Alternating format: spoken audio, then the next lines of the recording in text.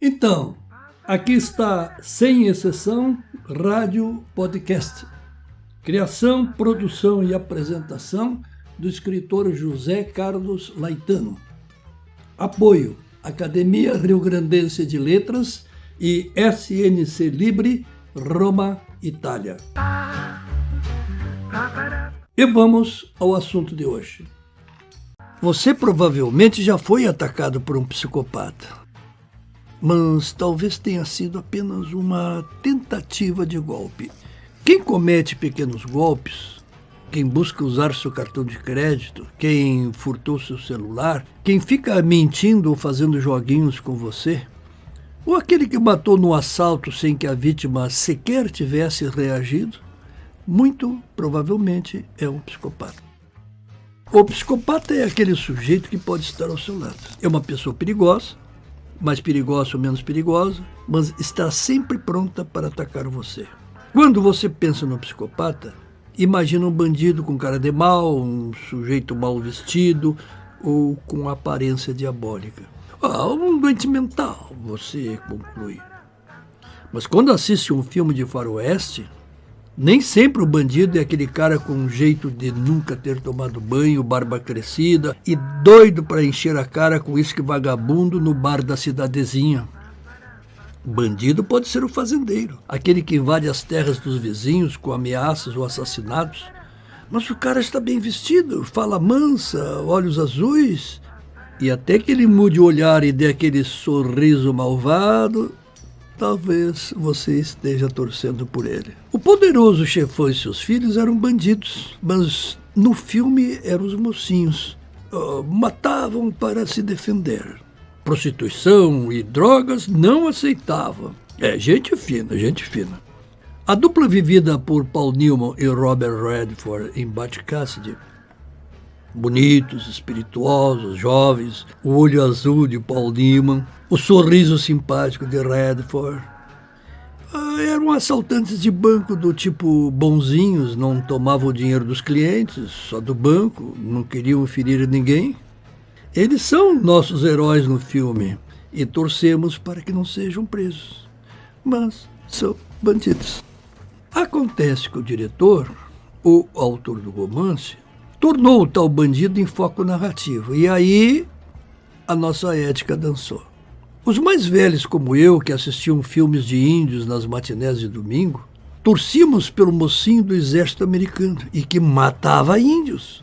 No filme O Silêncio dos Inocentes, o cara atrás das grades e muito, mas muito bem guardado, era Hannibal Lecter, e sua figura amedrontava até mesmo a policial que com ele foi tratar. Personagens vividos por Anthony Hopkins e Jodie Foster. Aterrorizador.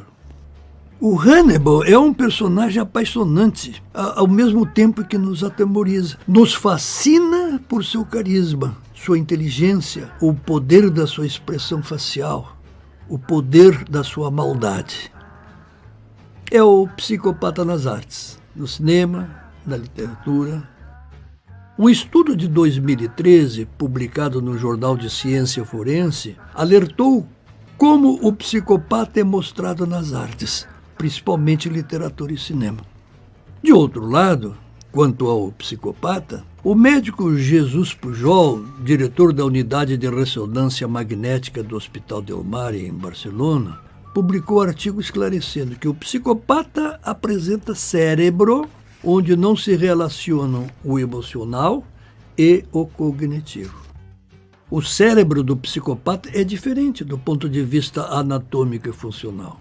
A área que processa a cognição, ou seja, o conhecimento, a razão, não se comunica com a área onde processa a atividade emocional. Isso explicaria, como veremos a seguir, por que o psicopata não sente medo, nem remorso, nem culpa, nem se importa com o sofrimento das suas vítimas.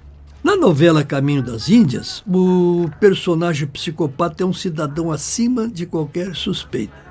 E a autora Glória Pérez foi orientada por ninguém menos que a doutora Ana Beatriz Barbosa da Silva. Eu comecei a me interessar pela psicopatia desde que, atuando como juiz em Rio Grande, presidiu um processo criminal onde o réu era um moço com seus 19 ou 20 anos. Bonito, forte, bem apessoado, bem falante, e vi nele menos o réu e mais o jovenzinho. E isso foi um erro que o profissional não pode cometer, porque prejudica a racionalidade na condução do processo. O interrogatório durou, creio que, 2 horas.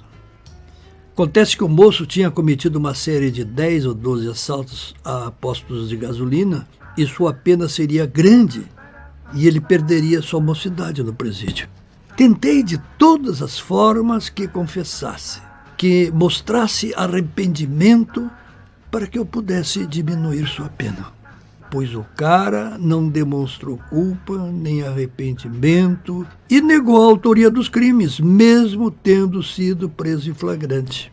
E no final, condenei o rapaz a muitos anos de prisão.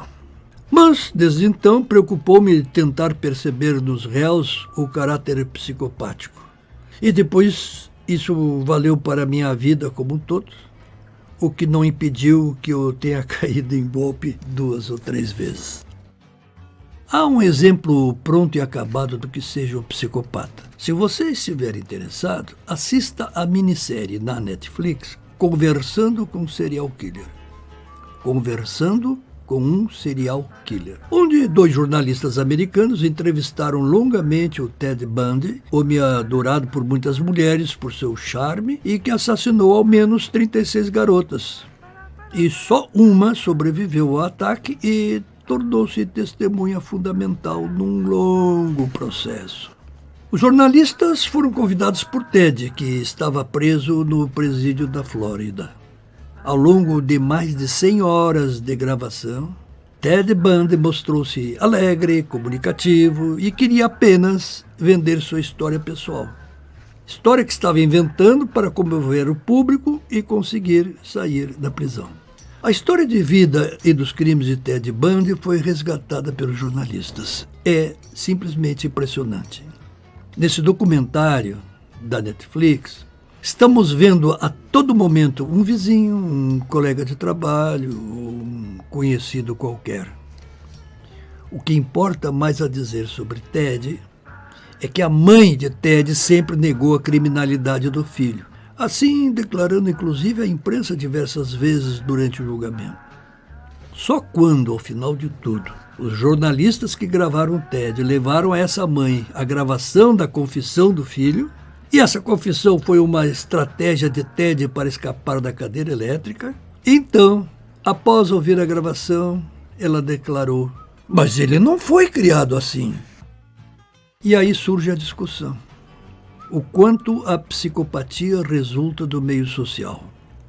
Além de afirmações mais ideológicas que científicas, tipo o criminoso é fruto da sociedade, coitadinho, trago a palavra do médico espanhol Jesus Pujol, que em seu estudo constatou que um dos fatores da psicopatia é a sobrecarga do estresse na infância. Como forma de se proteger de grande dor emocional, a criança desenvolveria a maturação excessiva, que conduz a um bloqueio para fugir do sofrimento, e assim fica transformada em pessoa carente de remorso, ou seja, num psicopata.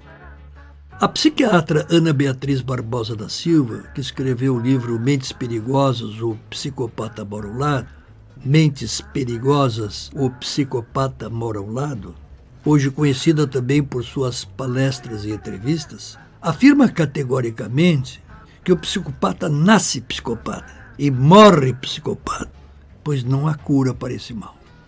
No seu livro Mentes Perigosas, ou Psicopata Mora ao Lado, ela começa por citar a fábula do escorpião e o sapo, que diz assim: o escorpião aproximou-se do sapo que estava à beira do rio. Como não sabia nadar, pediu carona para chegar à outra margem. Desconfiado, o sapo respondeu: ora, escorpião, só se eu fosse tolo demais. Você é traiçoeiro, é claro que vai me picar com seu veneno e eu irei morrer. O escorpião insistiu: sapo, se eu picá-lo, ambos morreremos afogados. O sapo aceitou a lógica do argumento acomodou o escorpião em suas costas e ia atravessar o rio. Quando chegaram à outra margem, o escorpião cravou o seu ferrão e saltou para a terra firme. Já começando a morrer, o sapo quis saber o motivo de tamanha crueldade. E o escorpião respondeu: ora, sapo, é a minha natureza. Nas palavras de Ana Beatriz, a maioria esmagadora dos psicopatas transita tranquilamente pelas ruas todos os dias. Cruzamos nossos caminhos, frequentamos as mesmas festas, podemos até dividir o mesmo teto. Mais adiante, a médica ressalta que os psicopatas possuem variados níveis de gravidade, o leve, moderado e grave. O psicopata de nível leve dedica-se a trapacear, a aplicar golpes e pequenos roubos, mas não matará suas vítimas. O psicopata de nível grave usa métodos cruéis e sente enorme prazer com seus atos brutais. A parte racional ou cognitiva do psicopata é perfeita e íntegra. Ele sabe perfeitamente o que está fazendo. Quanto aos seus sentimentos, entretanto, é absolutamente deficitário, pobre, ausente de afeto e de profundidade emocional. Continua a médica. Para aqueles que sentem pena do coitado fruto da sociedade, onde incluem-se alguns promotores de justiça, alguns magistrados, alguns políticos e muitos desavisados, trago a lição da doutora Ana Beatriz. Para tratar da psicopatia, é necessário, antes, responder à pergunta: o que é consciência? Em resumo, estar consciente é fazer uso da razão ou da capacidade de raciocinar e de processar os fatos que vivenciamos. Estar consciente é fazer uso da razão ou da capacidade de raciocinar e de processar os fatos que vivenciamos. Estar consciente é ser capaz de pensar e ter ciência das nossas ações físicas e mentais. Ser consciente refere-se à nossa maneira de estar no mundo, especialmente às ligações emocionais que estabelecemos com as pessoas e as coisas em nosso dia a dia. Ser dotado de consciência é ser capaz de amar. Ser dotado de consciência é ser capaz de amar. Mais do que uma função comportamental ou intelectual, a consciência pode ser definida como uma emoção. Com relação a um possível tratamento médico do psicopata, Ana Beatriz diz que, com raras exceções, as terapias biológicas, ou seja, com medicamentos, e as psicoterapias em geral, mostram-se até o presente momento ineficazes.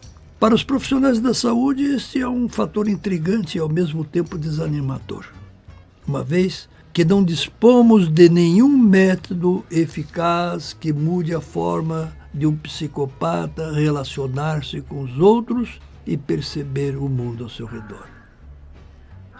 E por que a doutora Ana Beatriz assim conclui? Que diz ela, as psicoterapias são direcionadas às pessoas que estejam no intenso problema emocional. Mas o psicopata parece estar inteiramente satisfeito consigo mesmo e não apresenta constrangimento emocional como depressão, ansiedade, culpa, baixa autoestima.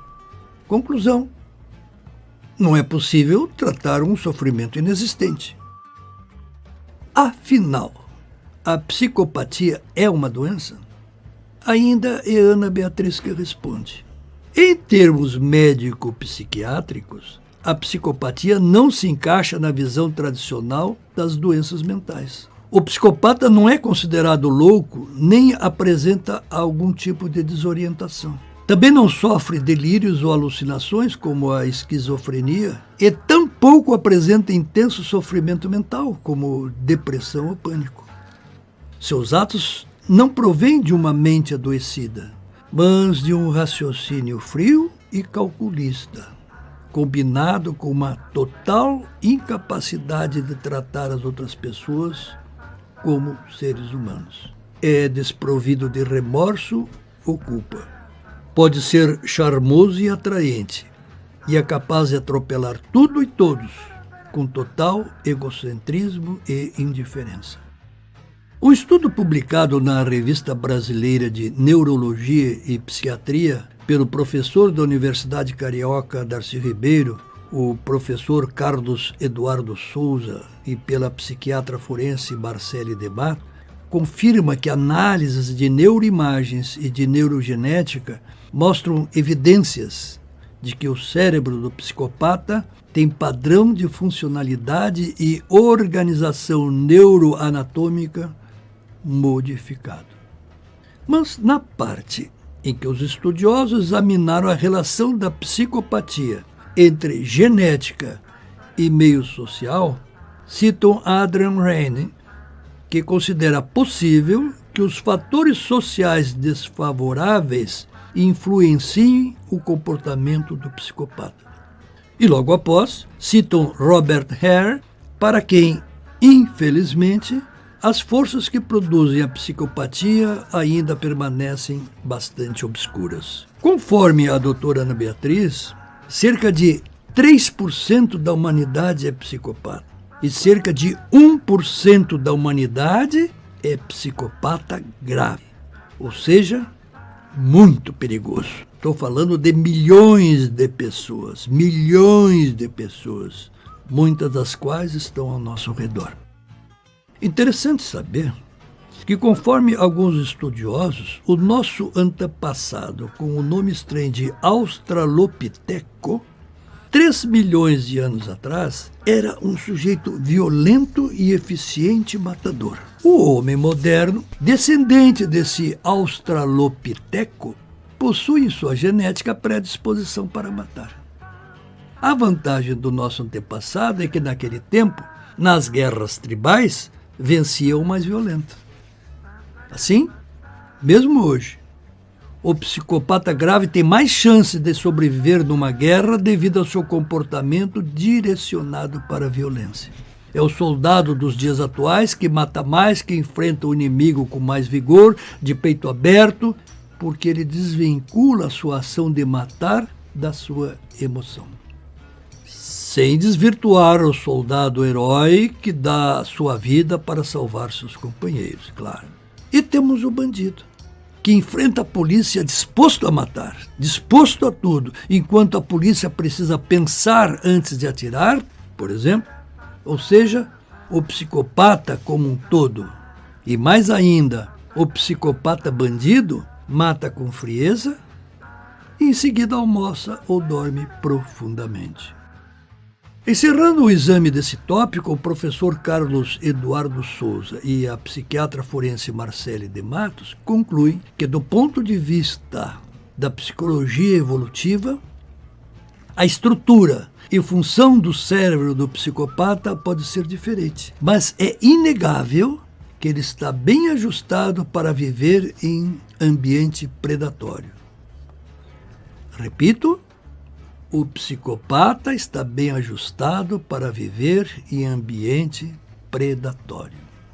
E aqui digo eu, talvez isso explique porque o psicopata na cadeia não só continua a delinquir, como assume a liderança da população carcerária, mandando roubar na rua e matar tanto fora como dentro do presídio. E o que faz a autoridade? Divide os presos segundo suas facções para evitar que uns matem os outros.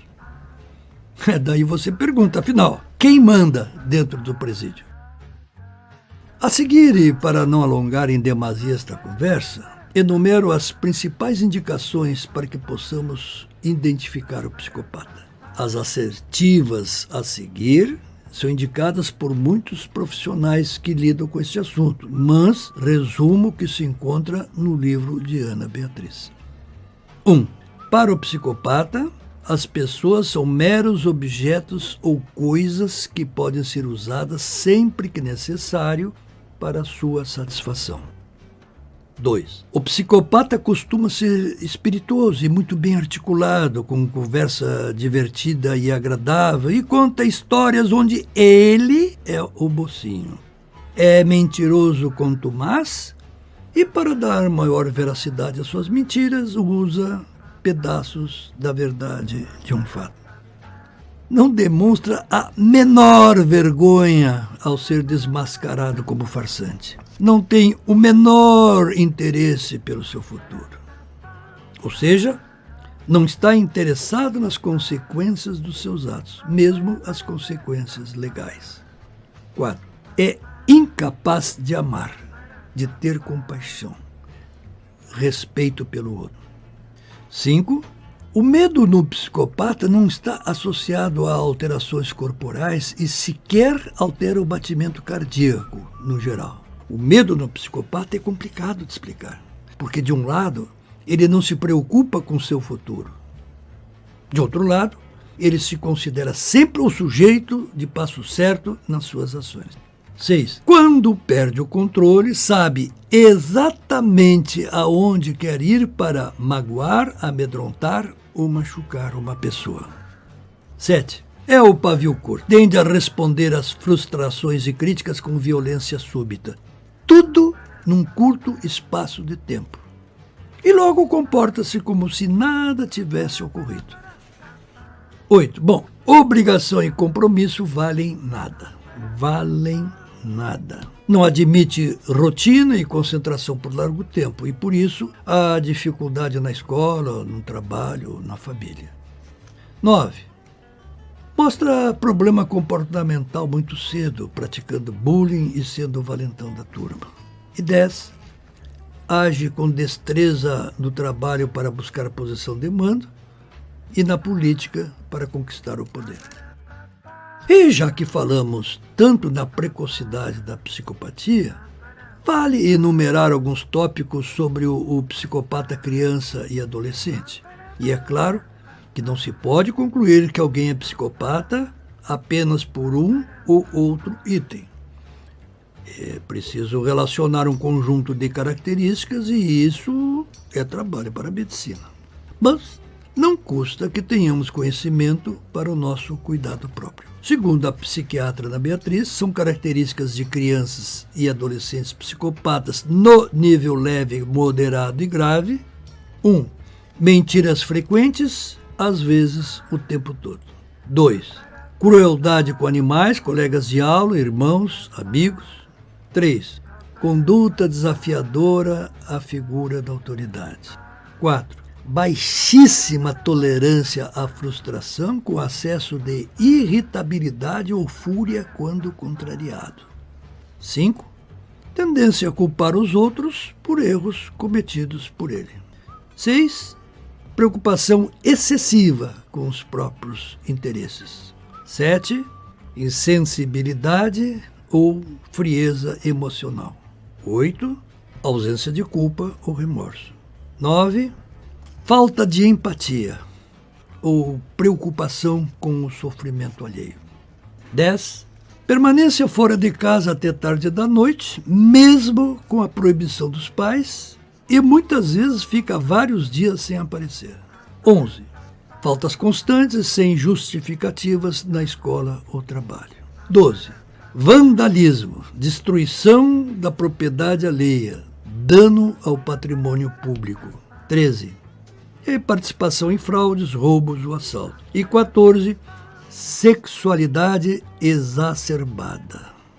Nesse sentido, alguns países reduziram a responsabilidade penal. Por exemplo, Austrália e Suíça para 7 anos. 7 anos. Dinamarca, Finlândia e Noruega para 15 anos. Estados Unidos, em alguns estados, para 6 anos. Na Inglaterra não há limite de idade. Tudo depende da gravidade do crime.